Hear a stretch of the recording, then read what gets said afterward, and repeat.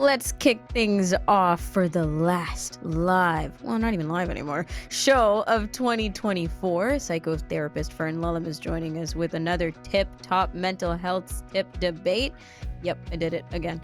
Nutritionist Julia Karantjas is back with protein powders and whether or not we should rely on them. And Mark Rankin is going to be loading us up with gifts that are helpful for orientation and mobility.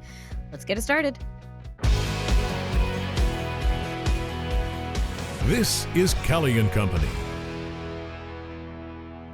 Brock Richardson is back with me again. Back to back with me again. I don't know. I think I'm just loving the alliteration and stuff because I did it once and I sound like I'm hopped up on coffee. So, yay. How are you, Brock? I'm good. Tip top tips. Wow, say that 5 times fast. You did that Yeah, I on know. We said that. Then I yeah, did it for Friday's show and then I did it again today because I just want you to know I can do it. uh, Have you yeah. been good? Like, were you good at tongue twisters when we had Uh, to be good at tongue twisters as kids? Not. I had to at least say it a couple of times really slowly before I could get speedy. Like people would say, "Oh, say that 5 times fast," and you're just like, "Okay," and you got to do it a little slowly to get your tongue around it, and then you can do it. So no, I'm Yeah, not one of these people that can like instantaneously just come up with tip top tips like 5 times fast. I can do it sure. slowly, but not quickly like that. No, no, There thank was you. one though that was in the same vein as Tip Top Tips, which was the lips, the teeth, the tip of the tongue.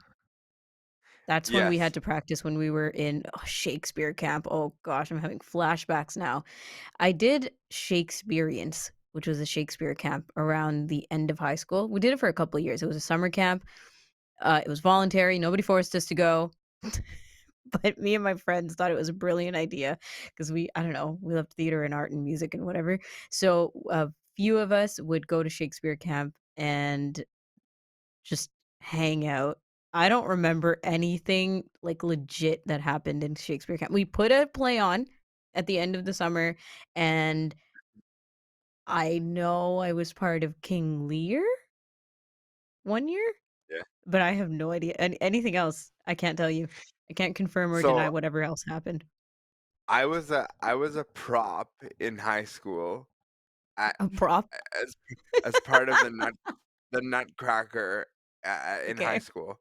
And I was a prop for someone who was doing a dance routine, and they used my chair as part of their prop. It was kind of Oh fun, my but I was gosh. just like, okay, I'm totally being used as a prop. It was cool. I did What? like eight shows as like this person's prop, but no, Ugh, whatever. It is was this fun. okay? It's It definitely was a not bit appropriate. it was a bit cringeworthy, but yeah, we survived. I guess at that point, you were just like, "I guess I'm being used." And it It's wasn't and it one was way funny or because another. it wasn't until my family came and saw one of the shows, and they're like, "You realize you were just used as a prop?" I'm like, "Hmm, Yeah, yep, this is yep, didn't highly realize that, ableist. but here we are. Here we are." Here we are. Mom, it's my first play. Yeah, Let's focus on the good stuff. No, that's terrible. That's yeah. terrible. I remember my kids telling me that my cane reminded me, like my white cane reminded them of nunchucks. Is that what you call that? Like these weapons? Yeah, I, yeah, yeah.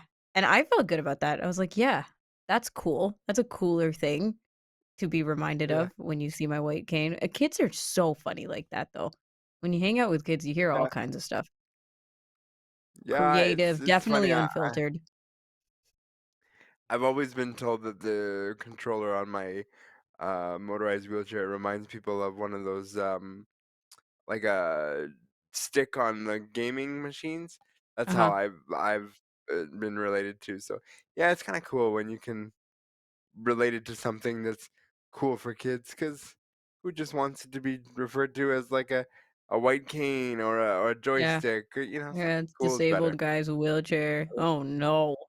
Yeah, No. yeah. You you were used as a prop. I just love the way you brought that in. No pretense. Yeah, I was used True as a prop. story. True Yeah. story. Fern Lulham, do you have any true stories about theater? Well, I mean, I was once Mary in the Nativity, so that was Mhm. very exciting. Main character. However, I did have a bit of a mishap in the fact that I forgot when we did the stable scene to remove the cushion that I put under my cloak. And so I was Ah. still pregnant, having just had my newborn baby, and had to spend the entire time squishing my tummy in as much as possible, to Oh, this is brilliant. When did you realize how much of the way through did you realize you were still pregnant? I think I sort of knew, but I think maybe I was just in a rush and I just had to run on and, Yeah, you you're already just like, walked "Ah, out. I don't know what I'm doing." There's no way. And this is Ugh, how I've wound up as a psychotherapist, because it's all about delving back into your past and finding out those sure. traumas, and I think that was one for me, perhaps. That was a big one. The thing is, like, sometimes it takes a while for the baby weight to go, so That's there's true. always that argument, right? Yeah. That's a I didn't know justification. about that kind of stuff back then, though. I just No, thought, you're just like, "I'm still you just pregnant, oh no." become some beautiful model again once you've had your baby straight away. No way, that's way too many expectations. And also, you didn't do anything wild, like put your back to the audience and then throw the pillow or like the cushion and then turn back around. No, Instantaneous. I was not that kind of child, Ramya. I was very much a goody two shoes, rule Huh, abiding kid, so I couldn't have done sure. something like that. I know it comes as a shock. No, I Yeah, I've know. become more You still mischievous haven't as the told us years when have it gone flipped, by. But when No, you I did became the those not. are the good rebel we know moments. today, Those are the good moments though, as the bloopers when you can throw the cushion just like out of nowhere, and right? It's true. then Or people like have the that to taunt continuity errors that you see The on, continuity films errors, where yes. they you. haven't, like, changed a certain thing and people spot these little mistakes that they make. Yeah. What was the last one? I remember the Starbucks cup in Game of Thrones season 8 or something. Yes. Fans were just wildin' when they found that I one. mean, I think that's where it all came from, my pregnant belly playing Mary in the Nativity. Everyone was like, "Oh, this is an amazing idea. Let's start looking at films and seeing if they do the same thing." Yes, yeah. It was all 'cause of you. It Thank was. you That's for what I giving like to us, think. like, entertainment. Yeah, exactly. So, I wanna get into some psychology now because we're doing part 2 of the personal development top tips and whether or not they're actually tip top. That's your line, not mine, but Yes. we've been milking that one with Fern. That's alright. I'll let you have Mm, it. Christmas. thank you, thank you. So, we'll share the credit. The quotes that we've heard before, the analogies we live by, all these things, but we're gonna break it down and actually find out how much we agree or disagree and debate a little. Yes, indeed. Very Mm, enjoyable and so relatable to what we've just been talking about in terms of mm. theatre and playing props and whatnot. "Faking it until you make it" is our quote today. True. Anonymous. We don't know who said it because it's been said so many times by so many people that we can't trace it back to the original source. But "Fake it until you make it." What do you make of that quote? Nice. Nice. Yes, Brock, you go not first. just you that can do I it. I I don't I don't know, like, cause for me, I use it. I just don't. I ask myself, okay, what do I mean by that? And I guess for me, like, I'm faking it till I make it through. Like maybe I'm not as happy as I think I am, or under the weather, and I'm like, I'll just fake it till I make it through. And it's getting to the end, and I think it just kind of makes us feel better when we say, I'm pushing myself through. I'm faking it till I make it. I use it all the time. I just don't know where it comes from or why it happens. Mhm. Okay, so you to think of it the pushing yourself, like motivating yourself to keep going Yeah, aspect. yeah. Okay. Fern, what do you make of that? Well, I suppose there is some truth to that, and there is some kind of science behind that. I mean, clearly, you didn't have to fake it until you made it, Brock, because you were a prop very early on in your career. Yeah. So that is making You it, if made it. ever I heard of anything. But what I will say is that there is scientific backing to this idea of faking it until you make it. So there's a few things here. One of them is that we have what's called embodied cognition. So essentially, what that means is that our body is sending signals to our mind. So the way that we stand, the way we walk, our posture, if you do like a power Mm, pose, lots of people are saying you should do that, put your hands on your hips, that can send a signal to our brain to go, oh, we're feeling good, we're feeling confident, we're we're obviously self-assured and we own the space because that's what our body is telling our mind. Because essentially, this is something Mm. we talk about a lot in psychotherapy, is that everything's linked. So your behaviors are linked to the way that you think, and the way that you think is linked to your emotions and the way that you feel. So there is, some kind of logic to this, that if you act like you're feeling good, like you said, Brock, you may actually start feeling good. Have you ever experienced that, either of you? Yeah. Yeah, of course. Yeah. And Yeah, that's part of like the mentality, right? Like Yeah. putting on hype music before you go to an interview, or like if you're nervous about something, like before games or performances or whatever, you hype yourself up. That's Mhm. that, the confidence boosting energy. Yes, yes, exactly. but And, yeah, sorry, Brock, what were you gonna say? my thought on this though, Fern, is the whole like pretending to have confidence. Is that for us though? Like, can we really pull that over on people that we are pretending to have confidence? Or Of more course. often than not, do people actually think, oh, we can kind of see through that? Like, do you really No have to be way. good to fake it till you make it? Ramya, you seem very sure No of yourself here. way. You know why? I'm not even talking about myself here. I'm just talking about everybody. We all do this. Like I think that confidence itself comes from a place of like I need to hype myself up. And yes, Mhm. you could be, um you could be how do I say this? Okay. You could understand that your skills are good, right? You could, do a test or understand that like, yes, I do well at this. I am good at dot dot dot. Maybe from external validation, maybe from just understanding yourself and self-awareness. But I think a lot of confidence is just hyping yourself up. And that's why I'm saying the fake it till you make it thing is deep. Like it runs really deep. And you know what? You hear people who are at the top of their game, elite athletes, elite um performers of any kind. I think there was like a pilot, some pilot, and she was talking about imposter syndrome. And Mhm. she is I'm sorry, I don't know her name. I don't remember the exact scenario at all. But she's at the top of her game, and she's conducting this interview, and telling people how she still experiences imposter syndrome. And like we trust her. We trust her to know what she knows, to do what she does, and she leads an entire team of people. Like perhaps in the military, you were up there, but still experience self doubt and all this other stuff. But that's why I'm saying, right? Part of this fake it till you make it is just to boost your own confidence. Yes. And what I would say here is that's so true. And we also hear of like you say, actors and actresses or top Mhm. models that everyone thinks they've made it. They've really made it. Yeah. And then they come out with these stories of how they're deeply depressed and they have all of these issues that they're Yes. hiding from people. And Yeah. I wonder if that also plays into it, the fact that on the surface, they're still having to kind of fake it all the time, even when they have made it. Yeah. And I suppose also what I would say in answer to your question, Brock, is I do think we can, mm, you know, uh, dupe other people, let's say. I do think we can convince other people that we are confident. And I think that is very inherent in the fact that when we compare ourselves to everyone else, we go, oh, everyone is so much more confident than I Mm. am. And Mhm. something that I find myself saying to my clients all the time is, well, are they, or are they just doing exactly the same thing that you're doing, which is Exactly. essentially faking it Right. until they make it?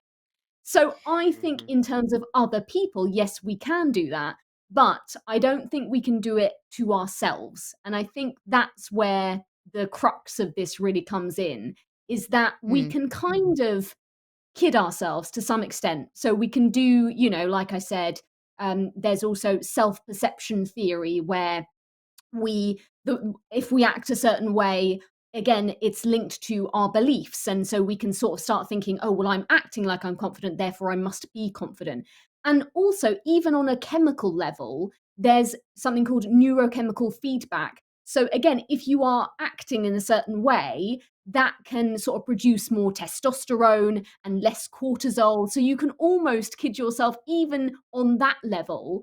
But deep down, you will always know, I'm not quite being true to myself here.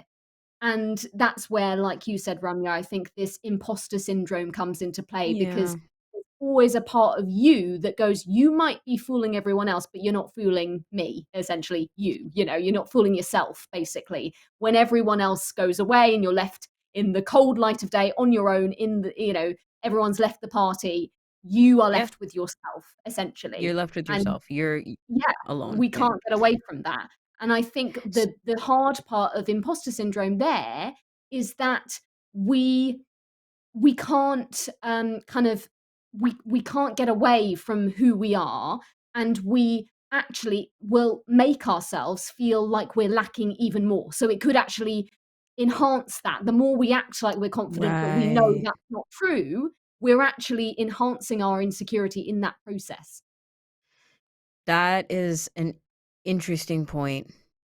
Yeah, because then you're kind of the next day pushing further into the imposter syndrome and at night feeling worse about yourself, right? Kind of thing. Like that's the generic way I'm thinking about it. But I want to challenge it a little bit, or at least ask this question then for isn't there something to be said about I'm not that person yet? Like, aren't all of us never ready exactly? Like, it's like taking that leap into something even though you're not fully prepared, you're not fully at the skill level. You're it's like the same thing as dressing to impress, like you're playing the role to get where you want to be eventually, but you're never really ready, are you? Like, isn't there a initial kind of overlap of that where you're not exactly the person you're gonna be soon, but you want to be, so you have to pretend to be a little bit? Mm. Give yourself that Well, ego boost until you get there? yes, yeah, and that can be part of it, and that can sometimes help. What I would say is that we have to really think about how we're defining making it. And this is something, again, Mhm. that I often talk to my clients about, because they talk about, I just want to be happy, or I just want to be successful, or I want to make it in life. 'Cause you're What never gonna does get that there. mean for you? Yeah. Because that can mean 100 different things to different people. And Yeah. quite often, what I find with people is that the more we crave to make it, the more insecure we are. Because quite often, by the big societal norms of what making it means, that can often mean fame, it can mean money, it can mean like lots of external validation. And of course, Mhm. it is obvious that if we crave external validation, that probably means we don't feel great about ourselves. And so maybe we should actually change the definition of making it to feeling good about ourselves the way we are, instead of striving for this magical, riches, or loads of people liking us and all of that kind of stuff. Because actually, maybe that isn't what making it is. Maybe that's not what's going to make us happy ultimately. Mm. Mhm. Because I think if you put yourself in the other person's shoes where you say, okay, now I've made it, that person also is going to have their own things and say, well, I want more. Like we always want to achieve to be something more than what we are. So even if you're in that definition person's shoes of I've made it, like if you're in that celebrity, they're gonna have those moments where they want more because we're gonna get to the end of the road and go, now we're here, now we want to achieve more. And so we're still in that cycle of like we're not there yet. And I You're just think chasing. we don't get there. Yeah. Yes, exactly. So many of us chase and chase and chase, and you don't know anything other than to keep trying to attain what you don't have yet. And even when the world is in awe of your journey, you're still like, yeah, but I'm not there yet. I have Yeah. I still have to keep going. And that's, I guess, why, like, when we hear these celebrities and influencers or people who've been at the very top or are at the very top take a step down, there's a bit of like this shock factor for the rest of us, right? We're like, what do you mean you aren't happy or you Yeah. don't have what you want? Like recently I read Roz Weston's memoir, A Little Bit Broken, and he is, like the host of ET Canada, host of Roz and Mocha. He's doing it all. He has a family and all this stuff, but then he comes out and talks about all the ways that he's absolutely just deceived himself and everyone around him huge Yeah. ways. But that were just daily habits. It's who he was, this person that he made up. And so Mhm. when you start unraveling that, that must be terrifying. I think that's such a bittersweet thing because on the one hand, we hear that and we go, well, if you don't feel like you've made it, this person Yeah. who is amazing, whoever it is that we look up to, then I'm never going to make it. And on the other hand, I think it's an amazing way of just being vulnerable and connecting with people because it's a way of saying, even you, who I look up to and think the world of, actually Mm, still has doubts. And so we normalize that feeling and we go, okay, it's not just me, I'm not alone. And actually, the people that I really aspire to be understand what it feels like to feel exactly the way I do. yeah. But then we also Yeah. look at a scenario too, and we say, if you hear something and somebody's saying they're struggling due to ABC situation, we can pull away from that scenario and go, well, gee, my life's not as bad as that. So then we Yes. sort of True. feel good about it in that moment because we look at the other situation and go, well, gee, it always could be worse. But then we always Mhm. go back to, but it also could always be better. Hmm. Yes. Yes, Yeah. absolutely. And I suppose what I have come to the conclusion with this is that faking it until you make it is almost like a short-term fix. So if you are feeling awful, but you need to get through something, you've got a presentation at work or something important, faking it until you make it is fine. Do it and just do what Yeah. you need to do in that moment to get through it. It's not a long-term strategy because Hmm. ultimately, if you live your life like that, you're always going to be feeling like you're in lack, right? You're always going to be feeling like there's something more and you're not reaching the standards you want to. So it's not to say that it's completely wrong or it's not helpful in any Yeah. ways, because like I say, there is scientific backing behind it, but it's just not the thing that you should kind of rely on to get you through every single day for the rest of your life. Well, it definitely shouldn't be your default state of mind. Like you said, right? You can hype yourself up, you can blast your music or do your power pose, and that's great because you know that you're amping yourself for a thing, or you're like maybe not super ready yet, but you're not letting your fear take over. But it's different from feeling cold and lonely at night because you don't know who you are. Like that's a totally different thing. But Exactly. I don't know. I think striking that balance is really hard, for because a lot.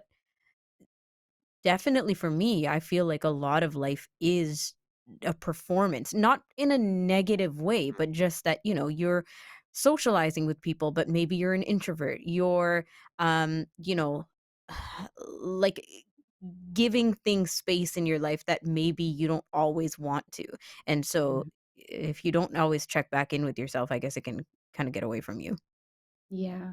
And I think a big part of that is self-awareness and just being brave enough to be yourself and show up as who you really are instead of what Hmm. you think everyone else wants from you in any given moment. Yeah. As long as you're not like a total obnoxious person, right? I mean, that helps. We can't always do that, but Aw, Fern, it's so nice chatting with you. Thank you so much. That's it for us for 2024, but you will be back in no time in oh, I 2025. will. Yeah, look Yes, out, everyone. with more debate. Exactly. Healthy debates, of course. Thank you. Thank you. Have a lovely holiday season. You too. Psychotherapist Fern Lulham joining us today with Fake It Till You Make It. Should we or should we not? And Brock Richardson and I are hosting the show. We're going to talk about protein powders in a second with Julia Karantjas. She's our nutritionist. She joins us every Monday. So last week when you were here, Julia, we got into a serious side note about eggs. And then we're like, should we talk eggs again? And we thought, probably not. Give people a break because they're still trying out all the recipes we threw out them with boiled eggs and pickles. But before we jump ahead to protein powders, Brock, are you a fan of boiled eggs? No, I am No. not. Done. That's it. Like That's it. I like scrambled and fried. That's about it for me. Boiled just Okay. I don't know, just No tastes boiled weird. egg salads with pickles and any of that No. and I beans. was watching last week's episode going, yeah, not for me. Yeah, no. Hard pass. Okay. Well, hopefully, I mean, Nisreen's not here today, but hopefully she hasn't given up on the recipes that we gave her, Julia. At the end of the day, I you and thought, I could hold down the egg loving fort. oh It's yeah, fine. 100%. I did think it was really common. I have to say, I thought having I a boiled know. egg was more common than the questionable feedback we're getting. And I don't think I'm Honestly. too far off. I know there's those, like en route stations, like, you stop, go to the bathroom, get Yeah. yourself a coffee at when you're, if you're on a car ride of any sort. And there's those marketplaces in there, and you can get a package of 2 hard-boiled eggs. So I do think there's a Oh, demand. I think I didn't even know there's a that. market out there. Yes, Right. you can get Of course. pre-boiled eggs. So there's, Look at that. I think we're not alone here, Ramya. I think No. there's obviously enough No. demand that some production facility is boiling the eggs and packaging He's boiling them, the eggs, and people are packaging it, buying and them. giving I'm it to us on also our way. I've seen those guys in those rest stops, and I take a look at Yes. them and go, "Really? Like that's like we're in a package at a rest stop? When Like I just Who do you think is uh, eating this stuff? Oh, I yeah, thought it yeah. was yeah." We genius. are. I thought, oh my gosh, it's gluten-free, it's dairy-free, it's high in protein, and I thought It's a this one checks a lot ingredient. of boxes. Mm-hmm. Yeah. Mm-hmm. You know, Have you eaten one, Julia? Like have you taken one not from a rest recently, stop? but I definitely have bought them, or at least from Yeah. the So grocery store when I've been not like when I've been traveling for something. They have boiled eggs so at the they're grocery not. store? Yeah, like if you no, I didn't find them at a huge like big chain grocery store. I found them at like a Okay. marketplace kind of, when I was in a Yeah. smaller, I don't even know if it was a smaller town, but I was not in Canada. I was traveling for something, and I, would Got it. stop into the grocery store to pick up some provisions for my hotel room or for, the long days on the road when you're Yeah. not cooking for yourself. And I found the eggs, and I thought this is a Yeah, no. jackpot. I know, right? But speaking of things that you find at grocery stores, when we were in Europe, I don't even know where, my brother and I found a tiny little teensy weensy size Nutella. Okay. It's just like if somebody Okay. shrunk a jar of Nutella. So cute. It's like less than a shot of Nutella. And we kept it, like, we kept the jar as a souvenir because we just thought it was the most adorable thing, and then we lost it on the trip. Ugh, so sad. Oh, And I've never been able to find it ever since. Not that I went hardcore looking, but have either of you run into this teensy weensy tiny jar of Nutella? Like stocking stuffer I've size? I've never seen that. I did uh, think you were going to tell me that you hung it on something as like an I ornament in your house. wish That- that if I I've didn't lose never it. come across that. Yeah. Yeah, It's no. it's so so sad for you. adorable. It is It sounds very sad. It was a lovely. glass jar too. They were not skimping. It was nice. Oh, Like that's quality. when you say one serving, like are you talking like literally one mouthful? Like, yeah. Like, I don't even think it's enough Nutella for one piece of bread. It's just So so Probably what's tiny. maybe the like a point? tablespoon or two. Yeah, exactly. I think a tablespoon for sure. But Who puts just one tablespoon of Nutella, by the way? That's not maybe if you enough. had a really small piece of bread. I don't Maybe if know. you melted the heck out of the Nutella and then just drank it right out of the jar. Anyway, Yeah. this is so not what we're supposed to be talking about. We're supposed to be talking about protein powder and whether or not we should be having it. So, first of all, protein powders are not just protein powders anymore, right, Julia? Like when you go protein powder shopping, it is endless what you find now. Yes, it is. It is endless, but I think that has more to do with the flavors and the way they're being marketed than it has Isn't to it do with also like really source what's of on the protein inside. and It could be right, the and what they source of add to protein. it? Yes. No, you're Okay. definitely what they add in terms of like flavoring, sweetener. If they're trying to make it more of a meal replacement, they might add other ingredients that would increase the carbohydrate content of it. But then Mm, you're not really in the protein category anymore. You're more in the weight gainer or the meal replacement category. Some protein powders will add enzymes or prebiotic fiber. Some protein powders will add obviously different flavorings. And then yeah. some protein powders are whey based, which is a protein from milk, from dairy. Other protein powders can be brown rice, hemp, um, egg. There is an egg white Hmm. protein. Um, so other either dairy free or even like vegan sources you'll come across. And then there's collagen. proteins out there, which are different from the whey.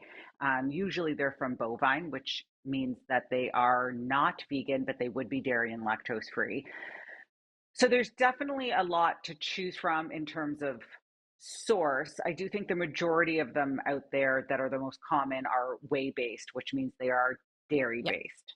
But if you are Yep. lactose intolerant, the lactose content is usually very low. It's not the same as drinking a glass of milk. So whey protein is obviously the most popular one. That's what we hear Yeah. all the gym goers use.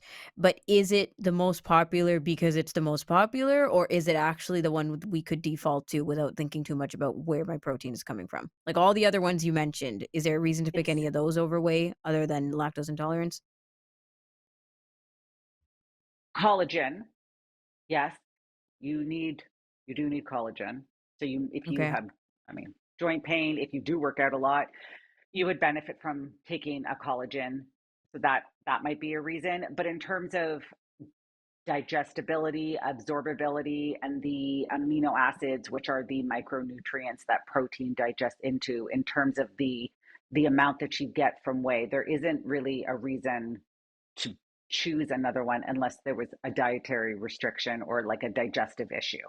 Okay. And then you could go with the vegan ones. They also tend, and this is just my opinion based off years of drinking them and talking with people who are drinking them, is that the whey proteins tend to have a nicer mouthfeel.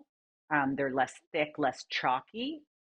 So Yeah. they are more palatable than some of Gosh, I have had some the vegan terrible options. protein bars. It's not even protein shakes, but protein Yes. bars where I'm just like, I can't open my Yes. jaw anymore. What Yeah. is going on? So bad, so chalky. It's not the same as Yeah. having a granola bar, like at all. It's not. No, no, So, no. Not the same. Mm. um, okay, so let's talk about the gym. I guess Sure. this Okay, is let's talk about way it. more than just going to the gym and having protein before you you crank out your strength workout, right? Everyone's having protein Yeah, powders like now. okay, protein powders, they are great. They're easy on the digestive system, so you're not having to eat a whole bunch if you don't have the stomach for it or the time for it. And protein Hmm. powder, specifically from whey, also has other, I would say other stuff in it, but it's not stuff that's been added. It has other nutritional benefits. It has other naturally occurring components in it that are good for you, that help with the immune system, for example. And this is why you might hear whey being touted as a superfood, because we know we need protein to help rebuild and repair our body tissue. And then you get this other nutrient from it, they're called microfractions from the whey protein, like a good quality whey protein that help Hmm. to feed and support your immune system. And I think both of those sound wonderful, that you get protein, which we know is great for energy levels because it's a more stable form of calories as opposed to sugary snacks, and you're supporting your immune system at the same time. And so that seems like two bonuses there. Yeah. And everybody needs protein. They do. I mean, people who go to the gym, yes, they need more because they're damaging their muscles more, but it isn't specific to protein powder. I mean, they could just eat more chicken or more yogurt or more cottage Sure. cheese. Um, so, anybody could eat a chicken breast. Anybody can have a protein powder. It they're for everybody, and I think they're a great way to increase protein. Julia, is there a level though, specifically with the protein powder? Is there a level of too much protein powder? Like, cause I see a lot of people who are at gyms and drinking a lot of it, and I'm thinking there's got to be a level of too much. And I know you just said we all need it, but is there a level of too much, or can you just continue to drink it because there's more benefits than not in the protein powder? Um, yes. Are you referring to the frequency that you're taking it or the amount you're taking at one time? Ooh, The both. frequency. Oh, but yeah, both. No, I mean, because Frequency you would first. eat, yeah, so you would eat, I mean, we eat food every day. We need carbs every day. We need fats every day. We need protein every day. Um, it's no different than somebody who gets up and has the exact same bowl of cereal with the same milk every morning. They're eating the same food every day. So you could definitely have it every day. And then the amount would come down to your body's ability to digest. I mean, if you have a very low protein diet and all of a sudden you go out and get a protein powder and put 2 scoops in, that's probably going to be too much, and you're probably going to have some farts and your tummy might not feel good. Mm. There's some arguments out there with kidney function. That's, I mean, if you've got any kind of kidney issue, that's something to chat with your doctor about. But for the average person, I mean, some people are eating giant steaks that are 50 grams of protein, which would be 2 scoops. Right. And so if that's Whew. something that your body is already, used to, uh, Mm. you'd probably okay with it. But you'd have to listen to your body. And then if you had, I mean, there's lots of people that have medical conditions that have to be on high protein diets or low protein diets.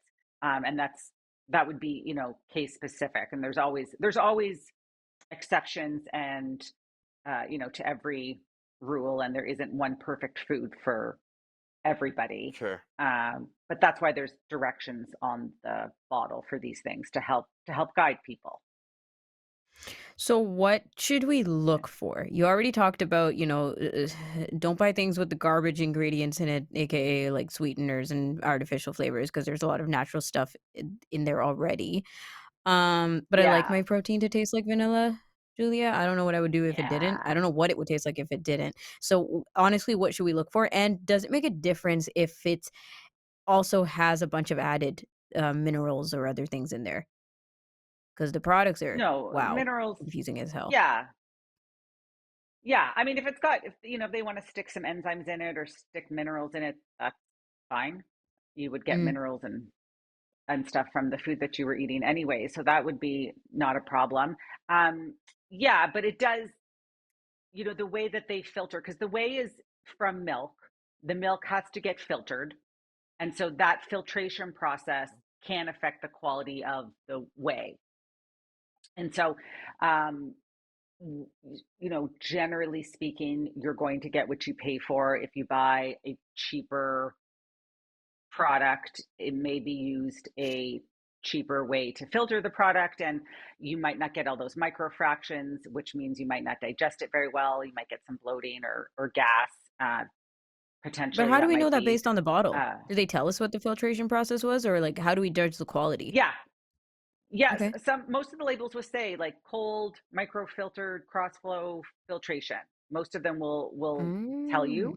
Mm. Some labels will list the microfractions, so those components that I just talked about that are good for the immune system. And so if you've got a product and those are listed, you've got a good one, because those are the components that are typically damaged with the processing. But if a company has labeled them, then you know that that's a good quality protein powder and it's got all the good stuff intact.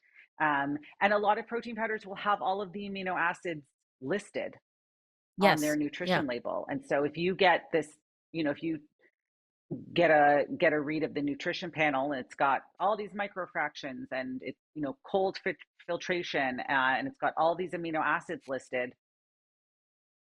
it's It's a probably good going to be a protein. good one. Okay. Yeah, yeah. It's when Is there such thing as they start natural hiding vanilla things. flavoring? Yes, there is Oh, lots. good. Yeah, I mean, vanilla bean is natural, and there are companies that do naturally flavored and also naturally sweetened. So, flavor and sweetener are two different things. You can flavor something artificially and sweeten it naturally, and you can Mm. do everything artificially, or you could do everything naturally. And that would just depend on the brand, the company, the store. I mean, the nice thing is when you go to stores that sell these products, they have pretty well trained staff. And Yes. I would just encourage you to chat with the staff about it, because they are the ones that are looking at the products every day, getting training from the companies that are selling them the products. And the nice thing is they are not usually biased towards everything, because they're not the company that's making the product. They're just Mhm. selling you something, but they could, they have a whole bunch of Mm. stuff. So they're usually a good resource in a lot of these stores, is the employees in that section. Yeah, and the good thing is, and you've talked about it, so we don't have to get into it again, but if you get unflavored or like very neutral tasting Yeah, protein, the good thing is you can use it in everything. You could put it in your smoothies you in can. different flavors. You Yeah. can toss it on top of your savory food that you're already eating or in an oatmeal or whatever. Yes. And then you can just add that extra Yes. protein, right? So it Yes. doesn't Yeah. have to Yeah. And if you taste get a like it doesn't. Doja You can delicious. get unflavored. I mean, I use a Mm. vanilla one and I use it in my oatmeal, and then my Yeah. oatmeal is sweet, Yeah, which is what I would exactly. prefer when eating oatmeal. And Mhm. I do use it in smoothies, and I still use vanilla because it just gives it that extra taste that Yeah. is a little bit Tastes nicer. like a But milkshake. I mean, yes, if you want to, yeah. But some people do different things with their protein powders, and they prefer to have them unflavored, or they add, Yeah. a lot of berries, and they prefer to just have that Ugh. taste, and that's really a personal Just preference. don't ever get blueberry flavored. I don't know what it was, some blueberry flavored protein Yeah, that somebody opened up in front of me, and I can't even get that smell out now. Still is stuck it in my like so nostril. artificial? It Yes, was just so yes, blueberry that it had to have been artificial. You could smell that thing across a football field. It was unreal. yeah, Julie, thank you so yeah. much. Thank you. We gotta go, but we'll chat with you in the new year as well. Happy holidays. Happy holidays, guys. Julia Karantjas is telling us about the yays and nays of protein powder. I feel a little less confused than before, Brock, so that's helpful. And now we're going to jump right in to talking orientation and mobility with Mark Rankin before we run out of airtime and squeeze people out as we usually do. But Mark, you're going to tell us what we can gift to our favorite people, the ones who deserve it, um, on orientation and mobility related tools. And we're not talking about the very expensive things that we could buy because we chat about those things throughout the year. Now we're just Yeah, skimping out and getting them cheaper products. what what made me think about this was I uh, I was working with somebody so relatively new to vision loss. Went from driving a car to like within a month getting lost in his condo, and Mm. was just starting the rehabilitation process. And he travels a lot, and I said to him, "Hey, I noticed that the slimline cane, which is a kind of cane I like. It's hybrid in between an ID cane and a mobility cane, is on sale at CNB Smart Life. So might want to jump on that." So he bought it, and he said Mm. it kind of depressed him because he realized how much his life had changed. Like he said, I never thought that I would think of treating myself to a cane. Yeah. At this point, Yeah. he said that the cane's still kind of a symbol of a disability. I mean, eventually it becomes more of a symbol of independence or just a tool that you grab, just like you grab your shoes on when you go out, whatever, right? But Mm-hmm.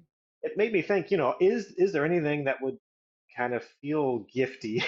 you know, I'm sure you wouldn't be excited about a white cane, with a bow on it under the tree. Oh But man, practical gifts, forget it. It's like my mom with the socks exactly. every year. Stop getting me socks. Oh, Please. socks I'm happy with. I once got my Fine. wife a bread maker for an anniversary gift. Didn't go over Oh well. no, not Everybody an was getting bread makers at the anniversary time, and she gift. said she was thick. Yeah, yeah. Mm. So Can't anyway, wait for you to make me some bread, yeah, honey. Here you go. yeah, Mhm. yeah. It didn't go over well. Hint, Anyway, hint, nudge, I, nudge. Yeah, that's. Yeah. yeah, that one still gets brought up occasionally. Mhm. Um, but there are a lot of things that you could look into that are mobility related. Like, and I'm thinking more stuff that's just normal stuff you get from kind of like outdoor stores, that sort of stuff. So Mm-hmm. the kind of categories I was thinking are things like reflectivity aids, so things to increase your visibility when you're out as a pedestrian, traction aids, so things that keep you from slipping, especially in winter, um, Oh. lights, so things to make you better, allow you to make better use of the vision that you still have. Um, Sunglasses, which we always think of as summer, but really they're probably more useful in the winter. We get more issues with glare and reflective light, stuff like that. And then earbuds, because in the winter you don't necessarily want to pull your phone out. Yeah. And So because anything that earbuds makes are that awesome. interaction better. What's that? And because earbuds are awesome. We all want new earbuds all the Yeah, time. yeah. And that even my kids ask for earbuds. So, Mm-hmm. yeah. Um, and I think, like for me, you can get a lot of stuff that's reflect. It's easy to find outerwear that's got reflectivity built into it. But when I go out and see folks, I see a lot of people and they may not be ready to use a cane, but they recognize that they're a little bit more at risk when they're crossing the street, that sort of thing. Um, so you can get like things like armbands, right, that are highly reflective. Um, I saw like a 2-pack. I don't like there's some that just kind of coil around. I don't find they stay on very well, and especially in the winter, Okay. if you have something bulky on, I wouldn't go for those. But there's ones that are sort of on plastic. Throw those on, and traffic sees you from blocks away, right? So you just increase your visibility, which is half of the battle when you're out traveling pedestrian. Brock, are there things you do to help with reflectivity with your chair? Because you have low vision as Uh, well, right? So there's a few things to consider when you're so the driving your things chair I around at night. do is Mm-hmm. rely on people with more sight than I. Um, I do have reflectors on my wheelchair. But no, I don't do anything like openly, as in I'm gonna wear this vest or I'm gonna do this or that. If I'm not going somewhere at nighttime with someone that I trust, I likely don't go. I'm very cautious when going out at night because I trust myself. I just don't trust those around me that I'm not aware of. Okay. Yeah, Yeah. yeah.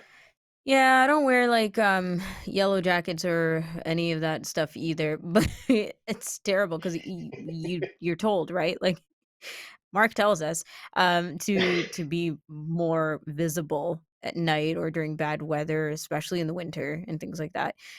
So there are ways to kind of do it, I guess, and still be fashionable, Mark. Like I like the armbands idea. Yeah. The other thing I found, and I hadn't even thought of it before, but was so like key fobs that are reflective. And you can hang them off a backpack or a purse or a bag. Yeah, Um, and then right. it's and they look kind of funky. There's all sorts of different styles. So that's kind of something if you want to not want to be like upfront about the fact that you're trying to increase your Mm, safety. You want to be really low down, like I'm cool, I'm chill, but I'm also safe. yeah, That I'm might be a chilling way to in. do it. Now, lights is another one. Like, what are we thinking? Like, stick on lights onto our canes, that kind of thing. That is an option, right? There's this the Pharos light that Amputech sells that clips onto the cane. Oh, it's a I mean, the clip. cane's Okay. reflective itself, but this puts Yep. a little pool of light sort of at the tip of the cane. So it does help you to see a little bit more about what's around you. I mean, the lights that are out now, I became a bit of a flashlight geek. I used to try to every year, in the stockings for my kids, it would be a new flashlight. Like Nice. another flashlight, Dad. Yeah, but Yeah. It's just hanging the out in their nightstands. yeah, it just once like LED lights and really good like USB rechargeable batteries came out, you could get a flashlight, that's like the size of your pinky, that's like 500,000 lumens, like is like Mm, a something that you would need a stand to hold like maybe 20 years ago. right. And they're great for like, I've got people who they have trouble getting the key in the lock, and a tactile way of doing it doesn't really work for them. So just shining a little light on that. Sure. Some elevators with poor light, you go into an elevator you're not familiar with and you don't know where things are on the panel. A light can help in those situations. So There's true. there's just different levels of light in all sorts of areas. And if you're outdoors, there are spots where you might run into something different on the sidewalk and you don't know what's going on there at night. And a little bit of illumination can make a big difference. Turn a light on. Yep. You Yeah, know, exactly. Like walking home at night is a big one. Hmm. Mhm. as we're having this conversation, I'm thinking to myself, I do when I'm at night out at night, I do raise my wheelchair up because I have the luxury of having the ability to raise my seat in a elevated position, and I find that that helps people because now I'm not as low onto the ground, like I'm not, All it's right. raised up. So just being more visible to people Yep. in a raised up position is something that helps. Uh, the only challenge with that is then the chair is going at a reduced speed. Like I can't just go at the regular six and a Mm. half kilometers an hour at its full tilt, because obviously if I go over a bump and I'm raised up 4 or 5 feet in the air, Oh. the chair doesn't want to go sideways, that kind of thing. But Mm. it's Right. funny to me, Mark, when we talk about this, in that everybody focuses on fashion. Everybody looks at it and says, "Well, if it doesn't look good, I'm not going to do it." And at the end of it, you think, well, if you're not protecting yourself, you're going to be in trouble when that moment comes. And in those moments, you're going to think, "Man, I should have had this when I'm in a bad situation." But we all don't put ourselves there until we're in that situation. Well, you could also think Yeah. that, I wish I looked good while wearing this very safe thing. Yeah, Can't we I mean, have it's both, natural. guys? Everybody, yeah. You don't want to, yeah. I mean, I'm not it wearing an does orange look hat. very. I'm just not doing it. My youngest son, since he was like a toddler, wanted a high visibility vest. And then when he got older, he said, "You know what? You put one of those on, you can go anywhere. Nobody stops you. They just think you got a job to do." Yeah, And right. then now he does heating and air conditioning, and he came home like with a high visibility vest. And I said, "Hey, you're like living the dream." And he's like, "Yeah, not really." So Not really, no. But people are asking me for uh, directions and help and stuff. yeah, yeah. But Yeah. I mean, yeah, Uh, you want to compromise. You don't want to stick out like that, mhm, but you mm. want to, in a discreet way, do what you can to increase Yeah. your safety. Like something other than all black everything, in the middle of the night. Yeah, That might be yeah. a I good don't know. I place for at least some guess of us what to does a start. goth do, right? If they want if they want to travel at night, I guess they just blend in. Put on makeup. They High accept the risk. I visibility don't know. makeup. Yeah, yeah, that's right. Exactly. Shiny makeup. Um, Any specific things for the traction stuff? Because uh, you can buy like treads and things for your boots now. yeah, yeah. There's That's kind things. of So cool. these are like I think these are called ice spikes. I use these because or ice tracks. These are Mm. just fit over shoes. I use those because a couple winters ago, I was running down a hill with my dog, and I jumped over a tree trunk, and it was just black ice on the other side. Oh And I hit my. the ice, and he pulled my arm, so the arm that would have blocked my fall a little bit was like pulled out of the way, and my face landed on the tree. I had a huge shiner. So Oh, yeah. as a That's concession to terrible. my family who was like didn't want me to even walk out the door anymore, I'll use those, but I find them hard to get on and off. I just put them on a pair of like dog walking shoes, and those are the ones, or boots, I leave them on those ones. Um, Yeah. there's a lot of boots that you can get that have like an ice traction feature built in, and usually it's some sort of a grit that's built into the rubber. Hmm. Um, so it provides like kind of like a sandpapery thing. They're not as good as like a dedicated thing you can fit over your shoe, um, but the advantage is you can wear them anywhere. You don't have to worry about marking up hardwood floor Okay. or tearing up someone's carpets or anything like that. Um, I don't know, Brock. Do you do anything with your wheelchair in the winter? Like, is there? I Are there imagine winter there's tires? just a limit. Yeah, there must be just a limit of what So you don't call it. Like, I don't go out and everybody asks me, do I have winter tires? Like, people will come to me, strangers, and say, they'll make the offhanded remark of, do you have winter tires? And the answer to that question is no. What the place will tell you is that you should have new tires on in the winter time. Like, if they're getting low on tread, you should have, brand new tires. right. It is very scary when you're on ice and you're like, "Oh, okay, there's very limited tread on this."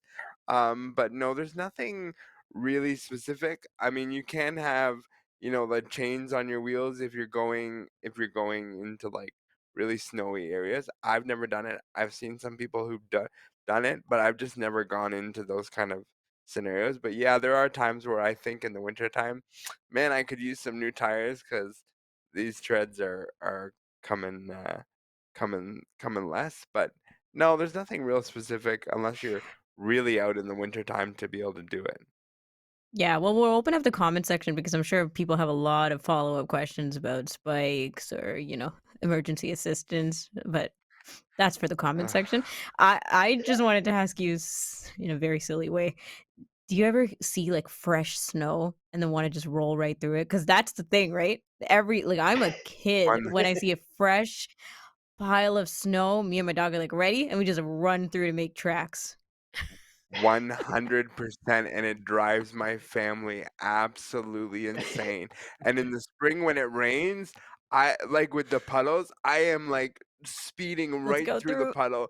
And people Yeah, are like, spray "Are you everyone. ridiculous? Are you 5?" Like, and I'm like, "Yes, I am. It's totally fine." But it is I it's yeah. the biggest temptation of the winter, especially when the sun's shining the next day after a nice snowfall overnight. Oh, you're just like, "I can see the tracks I'm making. Let's go."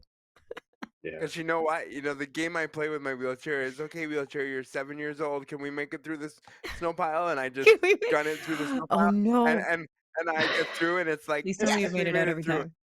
It's when I don't get through, and my wife goes, "Now I have to help you out of the pile now." Bro. She's just indulging you. Yeah, people really do indulge us. Uh, Oh, man, And so you fun. said Mark, thank you so 6.5. Oh, sure. Yeah, No, I was going to ask how about 6.5K. Brock was saying 6.5 kilometers you can do. You could get pretty deep Mhm. into a snow pile, I imagine, a snow drift. Yeah, That's Yes, yes, you you can. give could bury yourself It's yourself. some it's pretty good. give yourself Six and a some half wind-up room, kilometers an right? hour at top speed. Yeah, that's Nice. Mark, thank you so much for hanging out with us for the last live edition of Kelly and Company for 2024. Appreciate it. And we'll My chat with you in the pleasure. new year as well. Happy holidays. So see you in 2025. Yeah, enjoy that bread maker. Maybe have you used it to It's make long bread time. yet? Oh, wow. Your wife was not happy. Okay, bye. See ya. Mark Rankin talks orientation and mobility with us at least once a month. Brocky, it's been a fun show. You have any bucket list items on your Christmas list that you gave people that you're like underlined uh 3 times? Like, please get me this, even if anything else doesn't make the list. couple of video games I've put on the list. You know, that's what Mm, I'm going for this this mostly. time of year. It seems pretty easy. You sure? Yeah, You sure you're not more difficult I'm than pretty this? simple. I'm pretty simple, Ramya. And you know what? Aw. It's gift cards all the way. You wanna make me happy? Buy me food gift cards, and I'm thrilled. Okay, cash and gift cards. Yeah, we got you. Well, thank you. This is pretty much the wrap of 2024 for Kelly and Company. And on behalf of everybody, Tex, Marco Flalo, Jordan Steves, Nisreen Abdel Majid, of course, Brock Richardson, all our co-hosts that joined us for the last couple of months, Kelly McDonald, and myself, Ramya Amadan, as well as the manager of AMI Audio, Andy Frank. Happy and a very relaxing holiday season to you, and we'll catch you back on January 2nd, 2025 for the next edition of Kelly and Company. See ya. Thanks for tuning in to Kelly and Company. Follow us on all social media and don't forget to like and subscribe to the channel for more.